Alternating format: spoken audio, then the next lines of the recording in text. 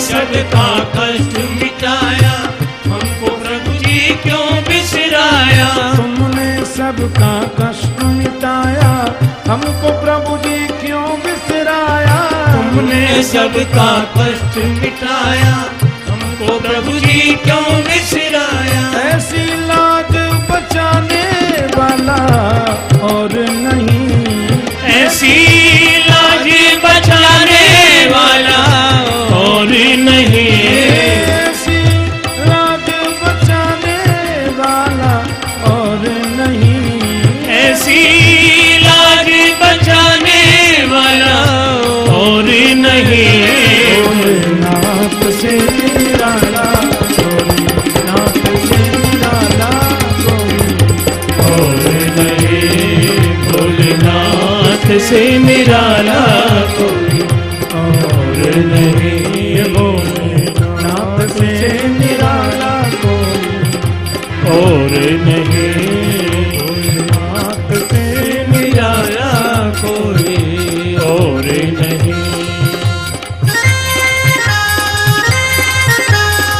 थोड़ा ताली बजा लो, ताली से बात करी दो हाथ से, ऊपर हाथ उठा के बोलोगे तो 10% ज्यादा फल मिलेगा, गर्मी भी लगेगी नहीं।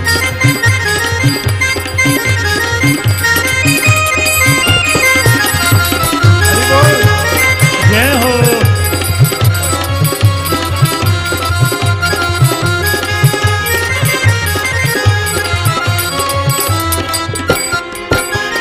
जिनके गल मुंडों की माला, पहने हैं मृग चर्म दुशाला।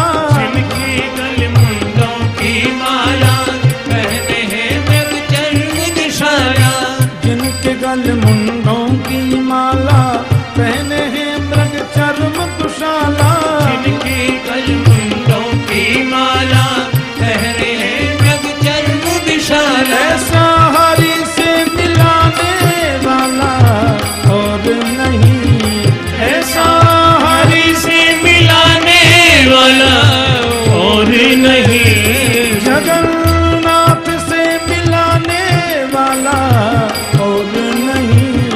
जगन्नाथ से मिलाने वाला और नहीं। राम से मिलाने वाला और नहीं। मेरे राम से मिलाने वाला और नहीं। भोलेनाथ से निराला, नाथ से निराला कोई और नहीं। भोलेनाथ से निराला कोई और नहीं। मेरे भोलेनाथ से मिलाने वाला और नहीं। भोलेनाथ से निराला कोई और नहीं। राघव के परम प्यारे हैं भगवान शिव।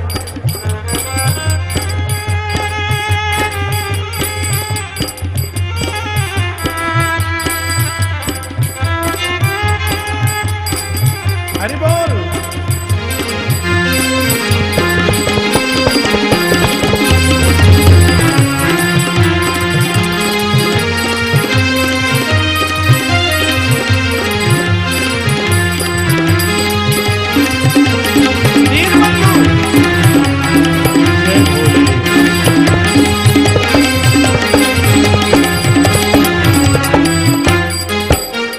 जगदम्बा जी संत विराजे, इनकी बगल में विराजमान है।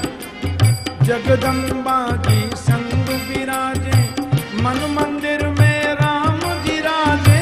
जगदम्बा जी संग विराजे, मन मंदिर में राम विराजे। जगदम्बा जी संग विराजे, मन मंदिर में राम जी राजे। जगदम्बा जी संग विराजे, मन मंदिर में राम जी राजे। ऐसा हरि का प्यारा कोई और नहीं। ऐसा हरि का प्यारा कोई और नहीं। ऐसा गोविंद प्यारा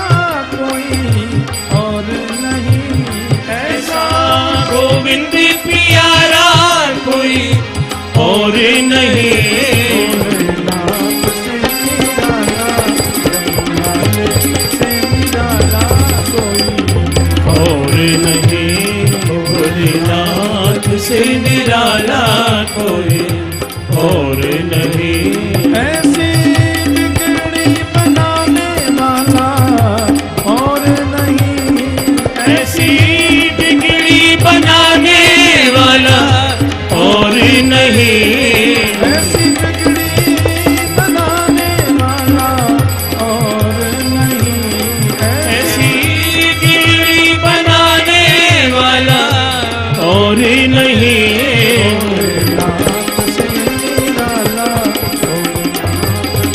निराला कोई, और नहीं भोलेनाथ से निराला कोई और नहीं। डमरू वाले से निराला, शिव प्यारे से निराला कोई, नाथ से निराला कोई और नहीं भोलेनाथ से निराला कोई और नहीं। भोलेनाथ से निराला कोई और नहीं। भोलेनाथ से निराला कोई और नहीं। भगवान शिव करुणा की मूर्ति हैं, शंकर दया के सागर हैं। लेकिन माता सती ने अपने देह को त्यागते समय यही कहा कि सती मरत हरिसन बर मांगा, जन्म जन्म शिव पद अनुराग।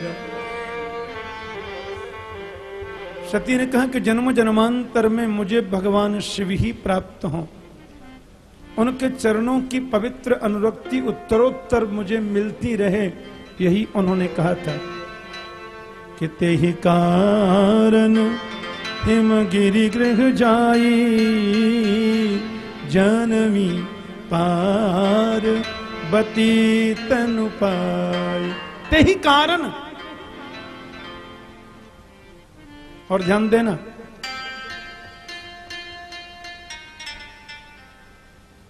जीवन की अंतिम इच्छा ही हमारे दूसरे जन्म का कारण बनती है। जीवन के अंतिम क्षणों में हम जो विचार ज्यादा करेंगे, अंतिम क्षणों में जो हमारे मन में बात उठेगी, वो हमारे दूसरे जन्म का कारण बन सकती है। तेहि कारण हिमिग्र ग्रह जाई, जनमी पार्वती तनु पाई। इसलिए वही महारानी सती हिमालय की बेटी बनकर के आई, हिमांचल की पुत्री बनी और नाम पड़ गया पार्वती। पर्वत की बेटी होने की वजह से नाम पार्वती। जनमी पार्वती तनु पाई। पार्वती माने श्रद्धा और शिव माने विश्वास। हमारे घर में श्रद्धा का यदि जन्म हो जाए, उत्तरोत्तर ऐश्वर्य की वृद्धि होती है। इसलिए प्रयास करो कि घर में श्रद्धा जन्म ले, और जो जो श्रद्धा बढ़ेगी त्यों त्यों घर में आनंद वर्धन होगा। रामायण जी में लिखा है कि जिस दिन से पार्वती जी हिमालय की बेटी बनकर के आई, तब से आनंद ही आनंद बरस रहा है। सब प्रकार की सुख और सुविधाएं वहां पर स्वतः उत्पन्न हुई हैं। झरनों में जल शुद्ध हो रहा है, दशों दिशाओं में हिमालय की हरियाली छाई है, अन्न धन की वृद्धि उत्तरोत्तर हो रही है। वैभव ऐश्वर्य हिमालय महाराज का पहले से 1000 गुना ज्यादा बढ़ रहा है। और श्रद्धा बड़ी हो रही है, पार्वती बड़ी हो रही है। और ये बात भी आप समझ लें, ज्यों-ज्यों हमारे घर में श्रद्धा बड़ी होगी तो संत को बुलाने जाना नहीं पड़ेगा, संत बिन बुलाए तुम्हारे घर आएंगे। बोलो जय श्री राम। पक्की बात। इसलिए पार्वती जब बड़ी हुई, श्रद्धा जब बड़ी हुई, तो नारद समाचार सब पाए, कौतुक ही गिरिगृह सिधाए। महात्मा नारद जो परम संत हैं, संत नहीं परम संत हैं नारद। और भागवत जी में तो लिखा है नारदो देवदर्शन, जिसको नारद का दर्शन हो जाए उसको भगवान का दर्शन होगा ही। नारद जी तो देव दर्शन। नारद ने सुना श्रद्धा जन्मी है, पार्वती अवतरित हुई है और बड़ी हो रही है, किशोर वय में है, इसलिए नारद जी कौतुक बस वहां आ गए। महाराज हिमाचल ने देखा कि आ रहे हैं, संत के पदार्पण की खुशी में उन्होंने सब व्यवस्थाएं की, बड़ा स्वागत किया। निज सौभाग्य बहुत गिरिवरना, निज सौभाग्य गिरिवरना, निज सौभाग्य बहुत गिरिवरना, निज सौभाग्य बहुत गिरिवरना। सुता बोले मेली मुनि चरना, सुता बोल मेरी मुनि चरना, सुता बोले मेली मुनि चरना, सुता बोल मेरी मुनि चरना। त्रिकालज्ञ सर्वज्ञ तुम, गति सर्वत्र तुम्हार, कहूँ सुता के दोष गुण मुनिवर हृदय विचार, कहूँ सुता के दोष गुण मुनिवर हृदय विचार, कह मुनि बिहसे बूढ़ मृतुबानी, कह मुनि बिहसे बूढ़ मृतुबानी।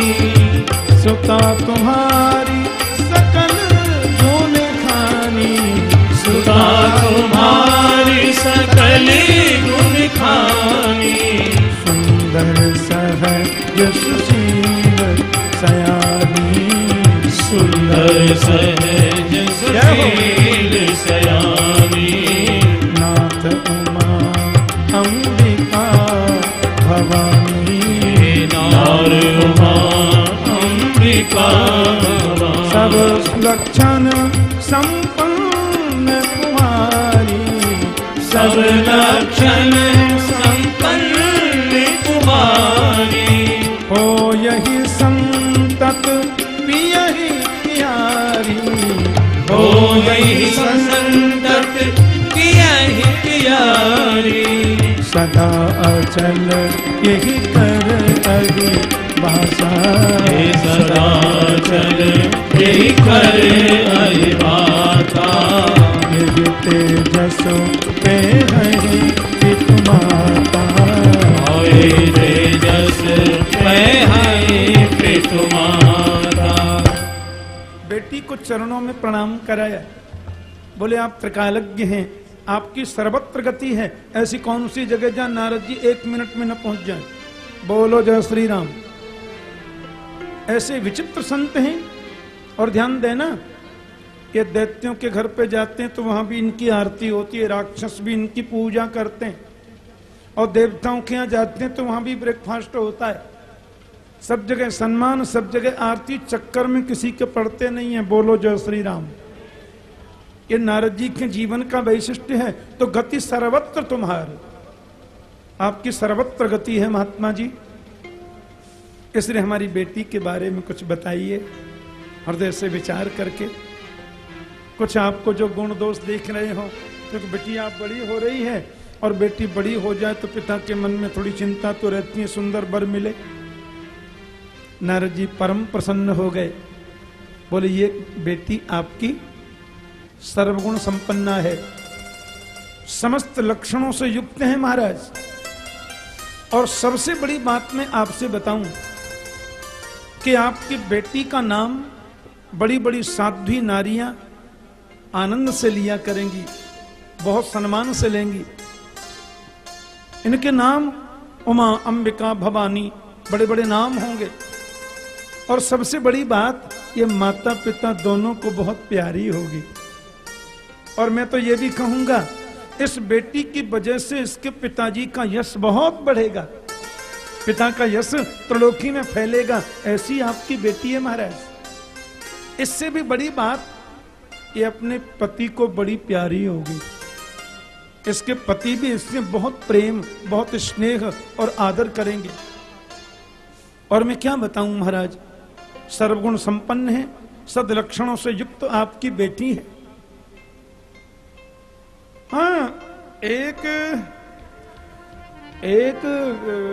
रेखा थोड़ी गड़बड़ दिख रही है मेरे को। बोले क्या?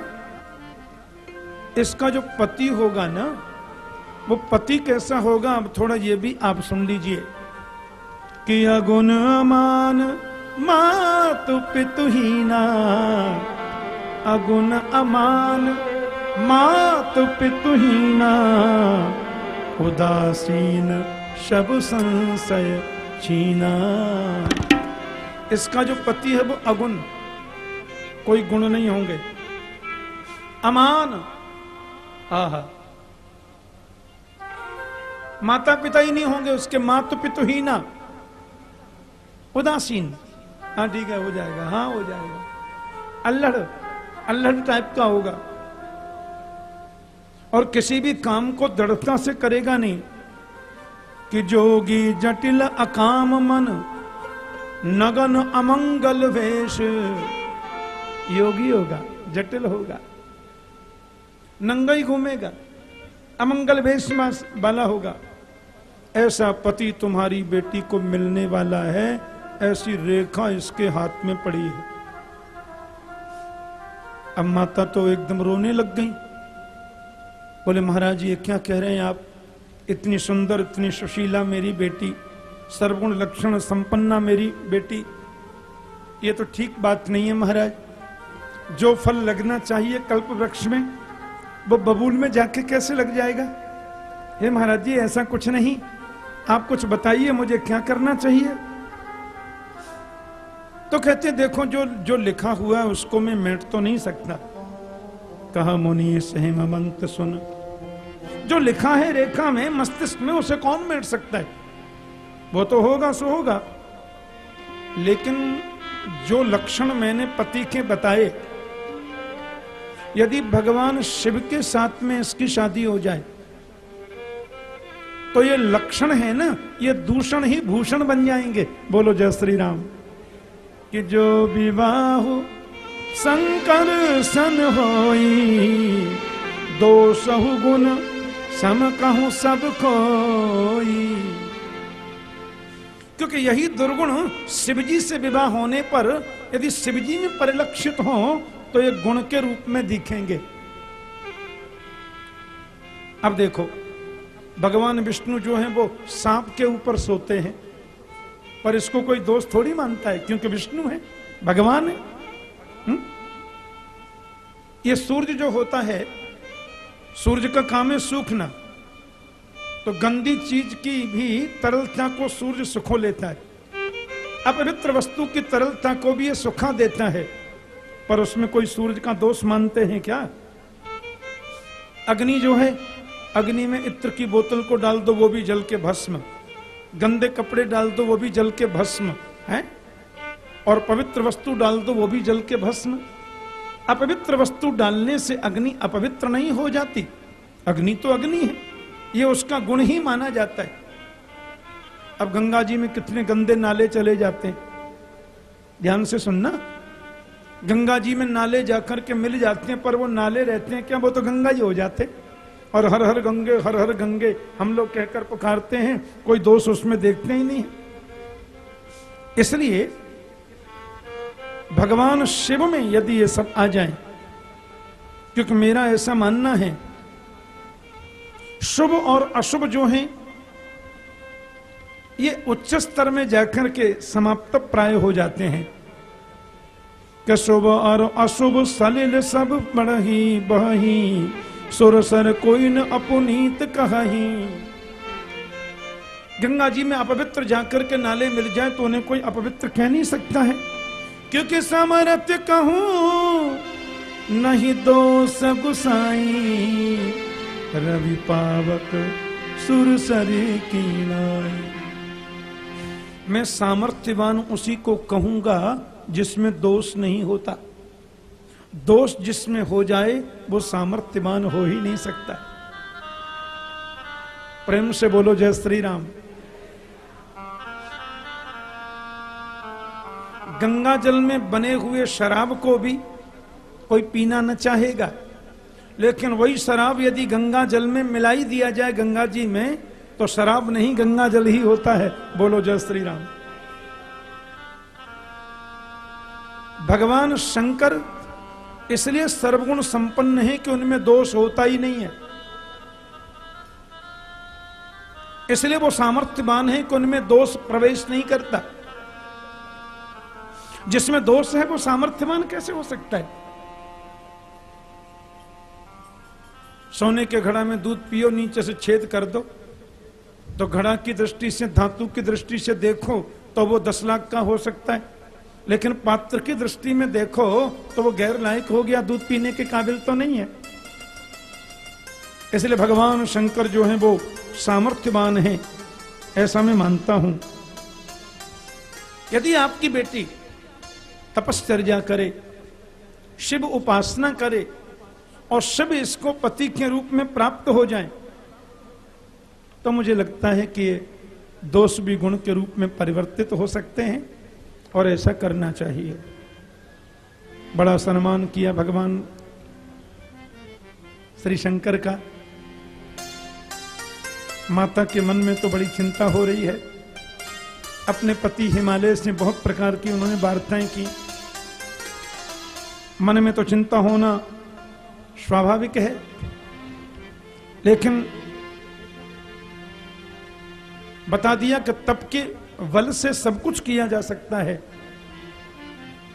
माता पार्वती ने भी अपनी मातुश्री से कहा कि मैंने आज स्वप्न देखा है, और स्वप्न में एक गौर वर्ण का विप्र आया और उसने आकर के मुझे तपश्चर्या का आदेश किया है।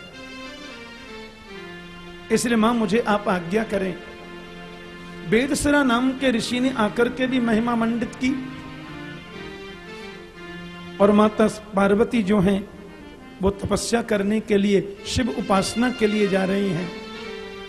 प्रेम से बोलो जय श्री राम। उर्धरी उमा प्राणपति चरना, उर्धरी उमा माता पार्वती तपस्या में प्राणपति चरना। श्रद्धा बढ़ गई तो श्रद्धा को पुष्ट बनाना चाहिए, और जो जो श्रद्धा परिपुष्ट होगी क्यों तो विश्वास बढ़ता चला जाएगा। और धरी उमा प्राणपति चरना, और धरी उमा प्राणपति चरना। जाई विपिन लागी तप करना, जाहि विपिन लागी तप करना। अति सुकुमार न तप तन योग, अति सुकुमार न तन तप योग। पदी पत सुमेर तजऊ सब भोगो, अति पद सुमेरी तजऊ सब भोग। नित नव चरण उपज अनुरागा, निधि नवी चरण उपज अनुरागा। विसरी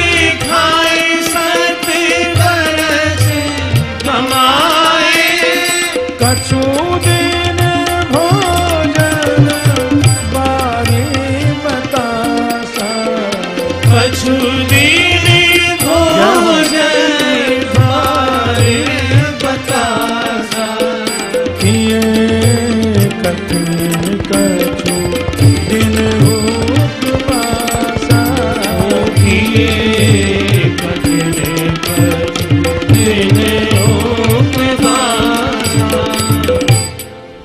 उर्धरि उमा भगवान शंकर के चरण कमलों को अंतस्थ में स्थापित करके माता तपस्या में चली गई। कुमार शरीर है, सुकुमार वदन है, तपस्या के योग नहीं है, योग्य नहीं है, लेकिन भगवान शिव की आराधना में है, इसलिए सब सह रही हैं। 1000 वर्षों तक तो उन्होंने केवल फल खाकर के व्यतीत कर दिए। 100 वर्षों तक खाली साग खाकर के व्यतीत कर दिया। कितने दिनों तक केवल हवा पीकर के रहीं, बिना कुछ खाए रहीं। इसलिए पार्वती जी का एक नाम अपर्णा भी है। और वर्णन आता है, माता जी जब देखने के लिए चली गई, बेटी तपस्या में है, जाकर के देखूं, तो मां ने उनके शरीर को कृश होते देखा।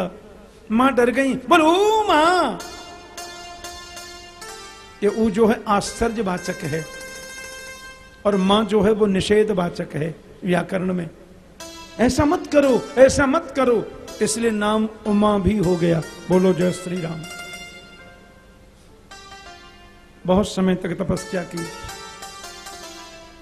मन की वृत्तियां अंतर्मुखी हो गई। उनके शरीर को ऐसा देख करके एकदम कृश हो गया शरीर। आकाशवाणी हुई, देवी तुम्हारे मनोरथ पूर्ण हो रहे हैं, और तुम्हारे मन की जो इच्छा है वो निश्चित रूप से पूर्ण होने वाली है। इसलिए हम ये कहना चाहते हैं कि तुम अब तपस्या को त्याग दो,